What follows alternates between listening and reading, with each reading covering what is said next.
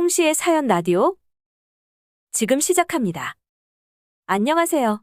어린 나이에 벌써 이혼녀 타이틀 획득하고 인생교육 제대로 받았습니다. 피 한 방울 안 섞인 사람을 종이 한 장이 가족으로 묶어줬다고 믿었던 제가 바보인 걸까요? 남편과는 친구의 소개로 만나게 되었습니다. 저는 요가를 가르치는데 수업 때문에 시간이 늦어도 일주일에 몇 번씩 저를 만나러 오는 자상한 남자였죠. 연애를 2년 정도 했는데 저한테 짜증 한 번 안 내는 좋은 사람이었습니다. 저희가 1년 정도 만남을 가졌을 때 이런 남자라면 결혼해도 괜찮겠다는 생각을 했었죠. 남편도 제 마음을 읽은 건지 그때쯤 되어서 자기 어머니랑 식사 한번 같이 하자고 제안했어요. 그제서야 남편한테 아버지가 안 계시다는 걸 알았습니다. 남편이 어렸을 때 췌장암으로 돌아가셨다고 하는데 발견했을 때는 이미 주변으로 많이 전이되었다고 했다네요. 낙하다는 생각을 하면서도 동시에 홀어머니의 외아들 조합이라니 갑자기 너무 무서운 생각이 들었습니다. 보통 홀어머니들이 시집살이를 기가 막히게 시킨다고 하고 외아들든 부모님들도 며느리를 그렇게 못 살게 군다는 얘기를 여기저기서 너무 많이 접했었는데 홀어머니의 외아들이라니 겁을 안 먹을 수가 없었죠. 근데 막상 시어머니를 처음 만난 날은 제가 지레 겁먹은 게 죄송하다는 생각이 들 정도로 젠틀하신 분이었습니다. 처음 한 번이야 이미지 관리하시나 보다 할 수도 있겠지만 두 번째, 세 번째 만남에서도 제가 집에 방문 드렸을 때도 늘 한결같이 친절하셨어요. 결혼에 대해서 얘기가 오고 갈 때에도 시어머니는 저희가 원하는 대로 다 진행하고 부족한 건 지원해 주시겠다며 정말 마음을 편하게 해주셨어요. 형식적인 예물에다는 생략하자는 것도 시어머니의 의견이었죠. 그렇게 저희가 준비해야 하는 건 집과 혼수밖에 없었습니다. 근데 시어머니께서 때마침 전세 주고 있던 아파트가 계약 기간이 끝나가는데 저희가 살겠다고 하면 집을 비워주시겠다고 하셨어요. 아무래도 제 입장에서는 내 집은 아니더라도 공짜로 주거 공간이 생기는데 거절할 이유가 없었죠.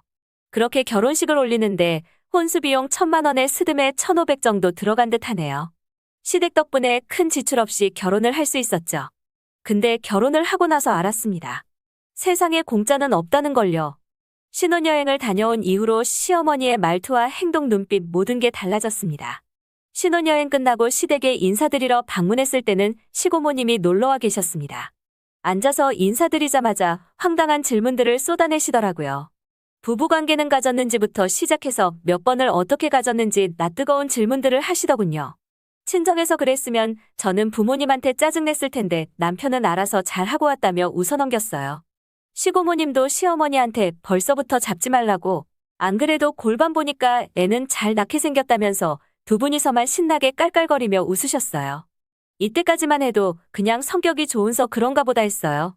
그때는 시어머니가 왜 그런 질문을 했는지 의도를 파악하지 못하고 그냥 흘려보냈습니다. 시어머니께서 분명히 결혼 전에 아이는 가지던 안 가지던 저희 맘대로 하라며 크게 개의치 않는 것처럼 말씀하셨거든요.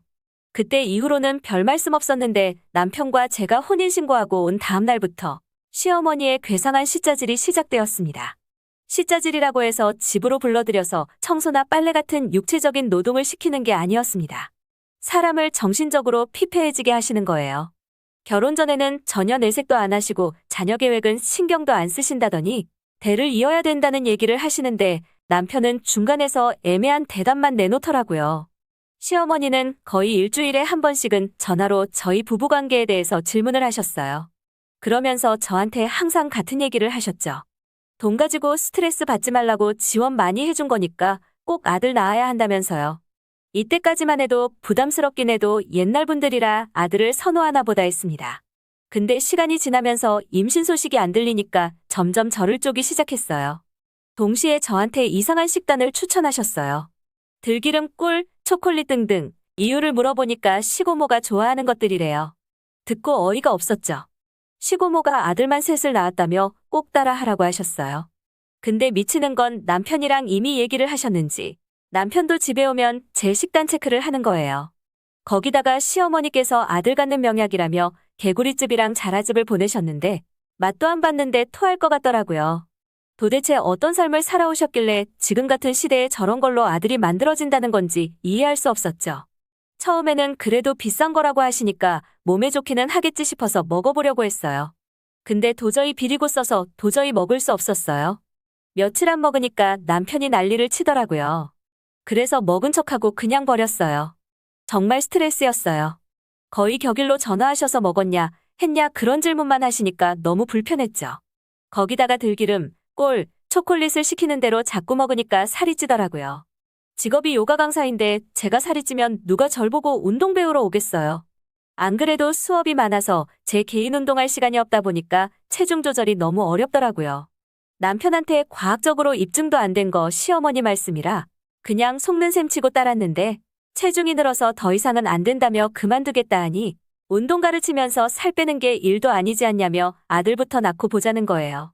그렇게 몇 달이 지나도 소식이 없으니 시어머니는 제 몸에 문제 있는 거 아니냐고 하시고 시고모님은 그래도 밥벌이로 운동하는 사람인데 설마 무슨 하자가 있겠냐고 하셨죠.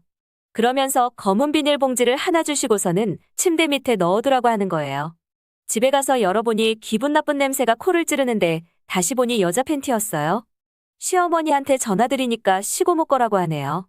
그래도 제 생각해서 입으라고는 안 한 거라며 꼭 침대 밑에 넣어두라고 하는데 정말 이런 집구석이 있을 수가 있나 싶었습니다.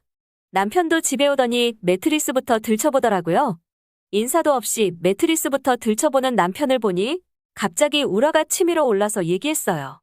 더 이상 이대로는 못 살겠다고. 이게 지금 뭐 하는 거냐고요. 처음에는 아이 같던지 말던지 신경 안 쓰신다더니 시어머니 감시에 시달려서 못 살겠다고 했습니다. 남편은 정색을 하면서 아이 낳으라고 결혼할 때 금전적으로 그렇게 지원을 많이 해줬는데 이제 와서 안 낳겠다는 거냐며 저한테 사기 결혼이라는 거예요. 너무 어이가 없어서 니네 집이야말로 사기 결혼 아니냐고. 이렇게 간섭받으면서 출산 강요당하면 결혼 생활할 거면 어떤 미친 여자가 시집 오냐고 따졌습니다. 그러자 남편이 제 몸에 하자 있으니까 아들 못 낳을 것 같아서 적반하장하는 거 아니냐고 덤비더라고요. 어차피 끝장 본 거 남편하고 각서 썼습니다. 불임클리닉 가서 누구 문제인지 밝히고 귀책 배우자 찾아서 이혼소송 진행하자고요. 결과가 나오는데 그리 많은 시간이 걸리지는 않았습니다. 정자도 없는 게 까불더니 결국 보기 좋게 제가 이겼죠. 근데 그래도 분이 안 풀리더라고요. 남편은 넋이 나가 있길래 변호사 통해서 연락할 테니 조만간 보자고 했죠. 그렇게 집에 있는 제 짐들 정리해서 친정으로 먼저 보내놓고 시고모랑 시어머니한테 드릴 말씀 있으니 시댁으로 가겠다고 했어요. 시댁에 도착했을 때 무슨 생각을 하셨는지 두 분 다 표정이 밝았어요. 그 밝은 얼굴을 보니 저도 참 기분이 좋더라고요. 그래서 남편의 고환이 텅텅 비어있다는 서류를 보여드렸습니다. 시고모는 아무 말 못하시고 시어머니는 연기인지 뭔지는 모르겠는데 뒷목 잡고 곡소리 내며 들어놓으시더라고요. 그래서 시어머니에게 남편 몸에 하자가 있어서 반품한다고 말씀드리고는 시댁을 떠났습니다. 처음에 소개받을 때도 남자가 운동하는 여자 찾는다고 했었는데 그게 아마 여자가 건강해야 아들을 낳아주지 않을까 하는 망상이었을 것 같아요. 그렇게 무정란 남편의 근거 없는 자신감 덕분에 저는 혼수에 들어간 제 돈과 중형차 한 대 값은 뽑아서 나왔습니다. 그동안 시댁 이름으로 포장된 지옥 같은 공간에서 감시당하며 지낸 걸 생각하면 아직도 소름이 끼치네요. 임신 안 된다고 침대에 부적 넣는 사람들은 봤어도 아들 많이 넣은 여자의 팬티라뇨? 지금이야 친구들 만나서 우스갯소리로 얘기하지만 그때는 정말 수치스러웠던 기억이 나네요. 홍시의 사연 라디오? 오늘 이야기 여기까지입니다.